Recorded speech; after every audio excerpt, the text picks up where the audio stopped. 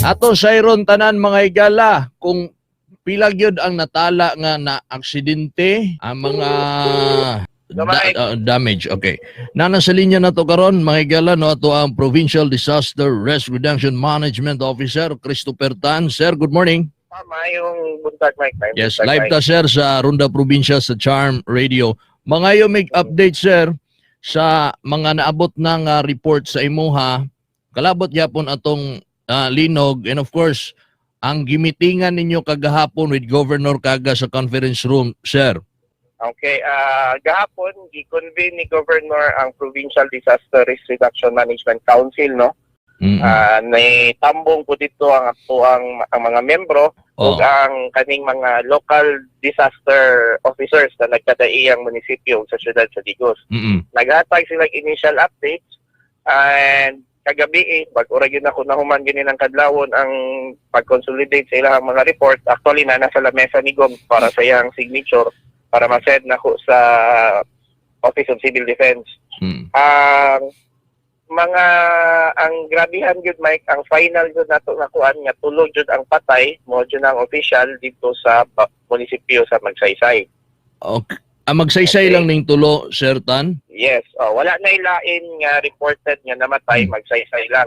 Ang duha katong mag-inahan og anak nga natabunan sa yuta sa landslide, o ang isa katong bata nga 2 years old nga natatugan sa pader. Wala kay kwan sir, wala. Mo na gingon nimo gahapon nga critical. Okay. Nakay pangalan sir, nakay pangalan. Ang pangalan ako lang na-address akong cellphone, ako ni sige. Mo siguro. Sige. Oman sir. So tulo ka buok sa Tibok Davao del Sur, di lang sa Magsaysay. Pero ubay ang mga samaran siguro niabot og mga nasa mga 200 ang mga kanang naka-suffered og minor injuries sa Magsaysay, sa Bansalan, o diri sa Tibok Provincia. Nasa mga 200 plus ang mga samaran. Ginagmay ragot nga samad kanang naigo sa Bildo, mga inana bitaw. Okay. Bukol. Sa mga kuan sir, sa mga establishments. Ang establishments dito sa Magsaysay, na dito sa labi na sa Barangay Malawanit na ay mga balay jud na mga natumpag, no, na dili na jud mapuslan.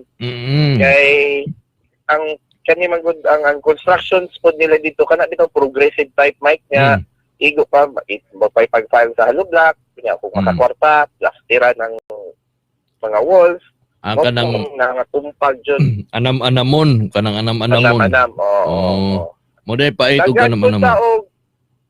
Sa Bansalan po, na ay mga 221 ka partially damaged houses sa mga nagkadaiyang barangay. Unya na ay mga mga gatos ka 100 kapin nga mga totally damaged sa mga balay sa nagkadaiyang barangay sa Bansalan. Bansalan. Okay. Excuse sa Ragi, na-promote na to ang kanang page sa PDRRMC Davao del Sur Facebook page. Then para nga makakuha silang mga legit na mga advisory. Ang pangutana sir kagahapon, kagabi di ba ni Linog gamay? Mga alauna to sa kadlawon, Mike, linog na punta og aftershock. So daghan ang mga nangutana, wala sila nadawat nga advisory daw, sir. Actually, wala pa po. Mas antod karon wala pa advisory ang Philbox kung pila to, unsay intensity ato, unsay magnitude ug asa epicenter. So, lisod na po maghatag advisory, mag-post ta o dili kita official. So, nagahulat po mi sa Philbox ug sa OCD. Wala pa man sila gihatag na advisory ato kagahapon. Sir, kanang aftershock, sir, ang mga pila ka oras ba or segundo gikan sa main linog? Ang aftershock supposed to be dapat within 24 hours mawala na ng aftershock sa linog, pero gahapon naman ko'y linog sa Abad Santos nga natala katong pagka mga alas 9 sa buntag nga 5.5. So namurag kato atong na-feel gani ng kadlawon mura tog aftershock sa bagong linog nga dito sa Abad Santos. Okay. So sa mga eskwelahan sir kay syempre ang pangutana ani sa mga ginikanan, mag-uul sila kung naanay klase kay basig dunay mobigay nga mga school buildings, tag-as na ra ba kay ni? Unsay mga report diha sir sa mga tulunghaan? Actually, ang mga tulungaan, may ubay-ubay ang mga partially o totally damaged. No? Pagtuyok na ko gahapon, tinituyok mamikuyog ang Office of Civil Defense sa tulo ka munisipyo, Bansalan, Matanaw o Magsaysay. Ubay-ubay ang mga school buildings nga nangatumpag ang walls, ang mga kisame, na mga liki. So, nag-abot po mi dito sa DPWH diri sa tuang District Engineering Office kay nagtuyok po ang ilang mga team nga ni-assess sa mga eskwelahan. So ang report ato kung pwede pa ba magamit or dili na magamit naa sa DPWH kuyog tong mga Association of Structural Engineers of the Philippines nga naa kagahapon. So mo po nag-assess dito. So kato wala pa ko kakuha sa ilahang report kung unsa man ang ilang kuan, pero tan-aw paglantaw nako may murag wala pa po sila pahuman og tuyok siguro kay murag ubay-ubay jud ang mga eskwelahan nato diri sa Davao del Sur. Kini pong mga kuan sir no, kining mga malls nato parehaan ni sa marketplace, ma-mentionan nako daghan ang mga trabahante nga napiktuhan na sila sa gawas karon. Pag-agi nako or pa sila kasulod siguro bisa sa tan-aw nimo sir murag di pa siguro na magamit no. Ang report sa kuha sa Digo City, ang Gaisano Mall, Grand Mall, Pure Gold, kani Marketplace, nangayo pa sila og kaning clearance nga kung pwede ba i-occupy ang kaning mga malls na to. Mo nang ubang mall, ang malls na to karon murag ang ako ang balita gikan sa ila murag sirado pa ang mga malls so pa nangabre kay nanguta pa sila clearance from third party nga mga structural engineers kung safe pa ba nga gamiton ang mga building sa malls kay kani magong malls may kuani ba kanang convergence ni sa mga tao dagag tao niya basi dali ara mapalong mo ni ang latest ha si Sir Christopher Tanes sa PDRRMC ang atong nahinabikan. Yes sir, okay. Padayon sir. Hulat pa ang Digo City og kaning confirmation clearance sa third party nga mga structural engineers nga pwede nga mo rekomenda kung unsa ang himuon anang mga malls na to. Okay.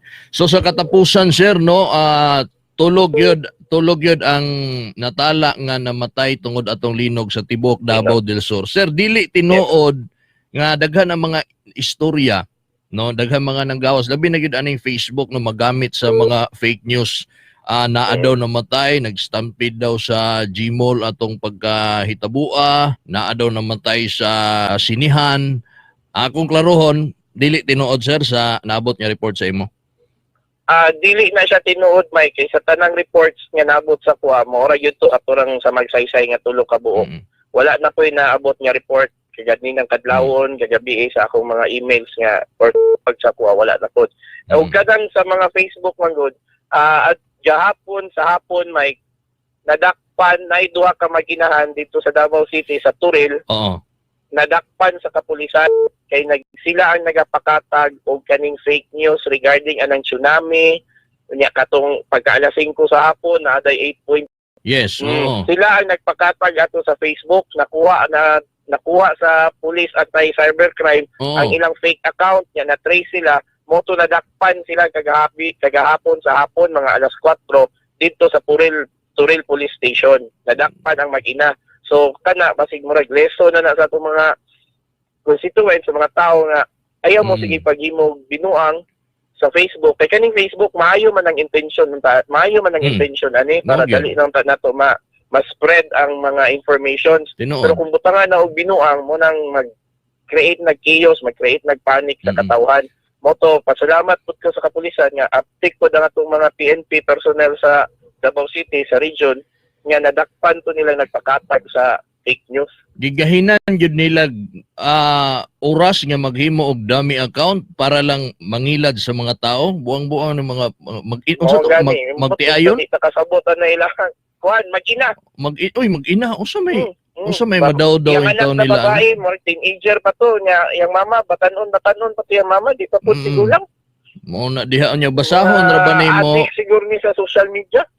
Mo gyud malipay sila ba nga ang ilahang post na balita na sa daghan ang naka sa Tibuok. Kay dili lang man gahapon ang nagpanic no nga nang namakwit even sa Davao City sa Turil sa ilahang mga shoreline. Namakwit po kay lagi daw tong 8.1 nga earthquake ug kaning tsunami.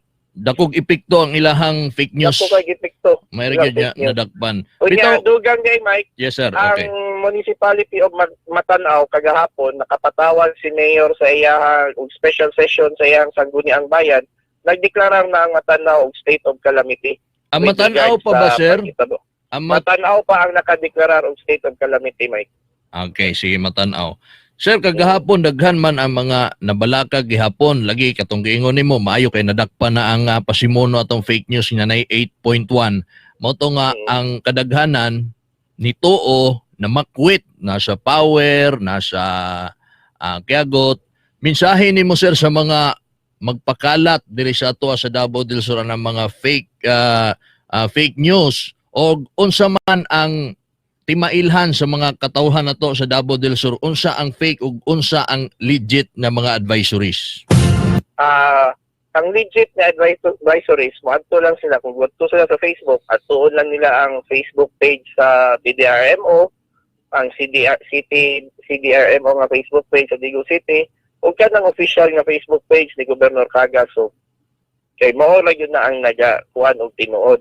And secondly, kagahapon motos pagkabalo na ko na ni action na pod og pamakwit ang mga taga-baybay nato sa Biao, sa Aplaya ug sa Dawis. Ako dayong giparekurida og dali-dali ang taga-disaster nako sa PDR. Nagtuyok-tuyok sila sa Aplaya, sa Dawis. Okay. Kay gi-ensure na to ang mga katawhan nga normal ang tubig, ayaw mong tuo, may na lang kay naagapan na to, naminaw ang mga katawhan. Ayan, at least nakuhaan sila, naluag-luagan ang ilahang paminaw. Oo, kay naagyod ang taga-gobyerno. Sir, how about sir, katong tuwa sa mga bukid in town, Sir Tan, no, nga wala sila'y connection dito sa mga internet, wala sila'y Facebook, napamagyapo yung mga areas ngayong ana, then even radio, wala sila, then dito ra ba ang mga landslides? Unsa may gihimo sa PDR anak para ma-aware sila? Ang ginahimo anak Mike sa kuan mo nang constant ang among training sa kaning community-based disaster orientation na to, disaster management sa mga baranggayan. Among gisuportahan ang move ana sa kaning mga munisipyo na to. Kay kani yung linog jud Mike, masing asa ta wala jud ni advisory nga maglinog mo land dili para sa bagyo bitaw nga. Oo. Gingon ang pag-asa nga kaning adlaw, kaning orasa maglandfall ang bagyo. Ang linog wala tay inana wala inana nga instrumento nga makaingon ang pag-asa nga ang maglinog inanang orasa. Pero actually Mike no, every day nagalihok man ang ato ang tectonic plates sa ato ang kalibutan. Okay. Dili lang nato na ma-feel. Papansin, oo. Kay hinay, usahay siguro ma-feel nato kay medyo kusog-kusog ang paglihok kay nagalihok gyud ang atong tectonic plates sa kalibutan. Ang Earth. Ang kanimang nga explanation sa geologist sa Philbox nga kani nga paglihok nga constant na paglihok sa ato ang kalibutan, mao na siguro labi na kanong mayon tanganong nagkakusog naman ang lihok sa atong tectonic plate siguro sa katigulangon na pod sa ato ang planet sa atong kinaiyahan.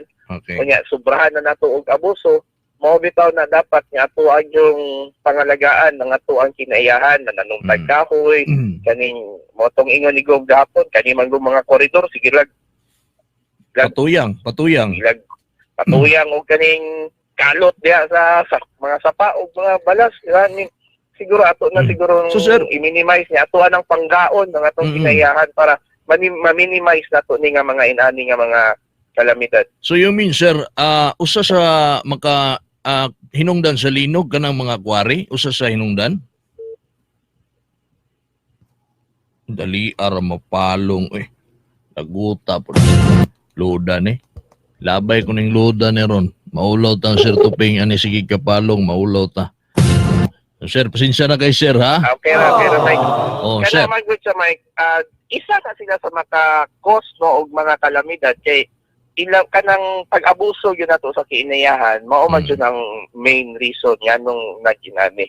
Kanong naapay mga kalamidad. So dapat atuan ng sugdan karon, labi na kanang paggamit sa plastic nga programa nato sa Kapitolyo nga di na ta mangamit og plastic. Kay para makita na to atong pagpangga kay kung panggaon na to ang ato ang kalamit ang ato ang kinaiyahan ang kalamidad medyo layo na sa tuwa. Kay kini sa mga illegal logging, sir, kay kinahanglan man gyud ta og kahoy. So dapat po samtang na mamutol og kahoy, napoy gatanom. Oo, ingana. Nga kanang gitanom nga bata-bata pa, dili po dunta mo na tutlon. Mao gyud, ingana gyud, no? At napato yung patiguangon ba? Motong dito sa Palawan Mike, nakita na ko ang bukid dito, no? Atong pangpang. Daghan man siya kahoy tinuod na pero kanilaging kahoy nga kanang dili bitaw nga like kaning mga kaping, mga ginagmay na nga kahoy bitaw nga dili jud tong pareha sa una nga nay mga nara, nay mga tugas nga dagko kay nga kahoy nga mo pugong bitaw sa mga yuta. Sus, pitinindota gyud siguro itong kinayahan di gyud ta mabalaka sa mga calamity. Sir, sa mga gipanghimo nato, sir, no, especially sa imo makita may paningot yung ani mga drill, mga earthquake drill, bisang asa mga eskwelahan na, ikaw gyud panington manguna ani. O sa assessment nimo ani, sir, nagamit ba sa katawhan, especially sa imuhang mga sakop sa PDR? Nagamit ba nila atong nahitabong Katong linog? pagkahitabo sa linog, Mike, nakita na ko no nga nagamit sa mga katawhan, labi na dito sa akong balay, kay ako dito. Niingon dayon akong anak nga elementary o high school nga dati linog sulod ta sa ilalom sa lamisa kay duck cover and hold. Uy, nakatuod ya akong mga anak nga iwan. Muna ang atong pagkandak og drill usahay man gud kay ato lang murag dili bitaw nato ginaseryoso nga basta lang mo perform ta. Pero dapat atwatan butangan natong semblance of seriousness kay kaning drill practice man gud ni nga in kaso unsay may kung moabot jud ni mao nang atong mahimo mosulod jud sa atong una nga mao ni himuon. So ang constant practice nato ani nga magsigitag drill makes perfect sa ato ang mga paghimuon, di ba? Inana man na. So dapat sunod pag naay earthquake drill o unsa nga mga drills, flood drill, dapat mosalmot na tanan og seryosohon ang ilang pagsalmot. Dili ang problema man gud nato usay ang publiko wala sana moingon ta nga mag-earthquake drill ta sa inaning barangay. Ingon naman po ang kaning mga mulupyo diya. Ay, init kayo na eh. Ano naman ta? Ana man. So, mao na. Anyway, dapat ato ng pukawon ng ato mga auto karon nga naka-experience na ginato kag kusog nga linog. So kung maghimo mi og mga earthquake drills diya sa kabarangayan, ihinaw tunta ka mo participate ang mga katawhan po sa ang komunidad mismo. Okay, pero napansin ako, sir, murag na-adapt man sa kadaghanan gyud kay katong pagsaka nila sa kiagot, sa power, sa mga bulubundukin nga area. Siguro apil na to nga nakahibalo sila sa mga drill nga kung naay banta, wa man gyud klaro naabay banta ng tsunami ula kay ang advisory dugay man gud kayo tungod sa signal wala. So ang mga tao communication lines. Yes. So ang mga tao, sir, naa na sila idea nga musaka ko didto. 'Di ba, sir? Kay isa man na sa kuan niya nighuman sa linog, posible magkuan. Higher ground, mangita kag safer ground, higher nga open ground. Open ground. Kay inani maguna ang una-una maguna to nga paghuman sa linog, na-jud na tsunami nga mosunod. Yes. Di ba? Pero ang linog kung magsugod sa yuta, wala tsunami. Okay. Pero kung magsugod na sa dagat, natay tsunami. Kato lang man gud ang nahitabo lang mga ato kay murag okay ra ta to nga nang lupad pero kada unta lang murag walay panic ba. Kaya ang himo man gud sa uban nato na panic na tungod dito siguro kay nakurata na nga pagdaga nila maingon nga hala nag-tsunami kay nawala na ang katula lang magong ana medyo na kuan na pwede man ka nga ang atulan tay safer ground kay basig na ay medyo na rattle man gud na rattle lang mga tao jud kagahapon tinudanay lang. Isa na po siguro na, sir, nga sa sunod nga drill ambot kung apil na ba or wala, no, kining i-apil sa pagtudlo nga dili gyud dapat magsinggit-singgit nya hala na dapat relax lang sama sa imong giingon nya dapat way mo singgit nya lang mag-tsunami na gyud ni magkaratol-ratol na dapat i-control. Sunod, no, ang guidelines na mo ako na mag-meeting man pud ni sa Office of Civil Defense. Amo sigurong himuon among pag-uhon among tagaan og revision ang mga guidelines kung saon pagtudlo sa mga tao nga kung kinahanglan mo evacuate panahon sa linog nga makinay-inay nga kalmado lang gyapon. Sir, siguro katapos sa pangutanan nako, sir. Unsa man gyud ning big one, sir? Posible ba ni diri sa ato o unsa man ka delikado o kahadlok ning big one? Limang ka ng pangalana, big one?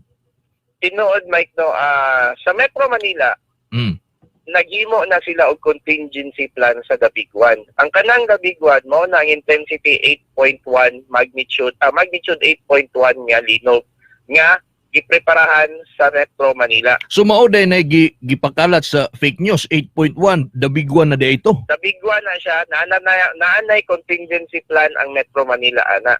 Kita diri sa Region 11, amo nang ginapaningkamutan kada meeting na mo so Napalong na po. Puta, ulaw na yun tang Sir Tuping. Iyan eh. Nawa. Ray, dali, palihog ko rin. Kiwan na ko yung load, Ray. Palihog ko rin, dali. Na maulaw na yun taan eh. Ray, palihog ko sa ka dire, Ray. Del, nagtingog ba ito dito sa ubos? Oh, palihog sa ko, Ray, Brad, atong si issue diha kay. Ay, salamat. Salamat. Nahurot yun ako, load, sir. Oh, salamat. Maulaw na tanin. Balikan na sa Big One. Okay, the big one. Ang nila, nana sila contingency sa The Big One 3 years ago pa. Na-approve na nila sa Metro MMDA. Oh, okay. O sa NDRRMC. Nga ang nga na-appeal gani dito nga ang kaning taga Region 11 in kaso nga mo mahitabo gina sila ha. Mo responde diri sa may Las Piñas, Parañaque area. Pero diri sa ato dili na maabot ang the big one nya 8.1 imposible. Ang sa ato Mike dili ta kaingon kay diri magud sa Region 11 sa Davao dako kay ning ang Lungto dako daw fault. Dako na siya nya sa Mati po Davao Oriental napoy dako kay diha nga fault. Na ano dayog na ay falls, sir? Ano dayog na ay falls? Na kanang fault bitaw fault line ba fault line. Abi na ko falls. Okay. Ang kanang fault line fault day fault. Mo nang sa may Metro Manila man go dako kay to ilang Marikina fault line. I see. Kanang diri sa tuwa ang bantayan na nato ang kaning dako daw fault o kaning ang Yongto fault sa Davao City o kaning sa Davao Oriental nga fault sa Mati fault line. Okay. Dili man sa pagpanghadlok, sir, pero i-describe, sir, unsa ka kusog ning the big one, ang 8.1 magnitude, unsa ka kusog? Kanang 8.1 nga magnitude may kanang mga 10-story building mahagsa ina parehas na katong 1991 nga bagyo nga earthquake 7 point something lang ganito hulog man ganitong dagko kay nga 6 stories 7 stories nga mga building. So kana mata high rise mahagsa jud na for daghan jud ang casualties ana mga ang atong mga tulay mga tumpag. Sulod sa pila ka segundo, sir, una mahagsa sa imong tan-aw. Ang linog, Mike, ang ginmanabana na pinakataas na ng 30 seconds. Nya unsaon na lang itong naa sa pinakataas niya, di ba? Di na makayag na og mo na nga lisod na diyan. Mo na siya. Mo nang maghimo yun o kanang mga contingency plans with regards to the big one nga ilang ginaingon. Gina-propose na namo na sa Office of Civil Defense ginahinay-hinay, nagasugod na hinay-hinay sa mga contingency plans ana. Wala pa lang namo na finalize kay syempre gusto man yun nato nga kanang gamay ra gyud ligas daw nga close to perfection ang mahitabo. Okay. So okay na siguro, sir? Napakay gustong isulti sa katawhan? Siguro magpabilin lang ta nga kalmado unya magampo lang kita sa Ginoo nga dili na mausab tong inato kakusog nya ato lang jung panggaon ang atong kinaiyahan mo na Mike. Okay, pero ang linog, sir, no, di man ta pwede makapangutanan nimo nga masundan pa ba to kay wa may makadetect ana. Okay. Yes, pero kanang February 14 nga linog siguro murag matag-an na to. Ora gyud na linog nga ma-detect. February 14. Sir, salamat kay sir. Sige, salamat po kay Mike. May contact sa imo dia. Alright, sige, daga salamat sa ato ang Provincial Disaster Rescue Management Officer, ato ang ambungan si Sir Christopher Tan.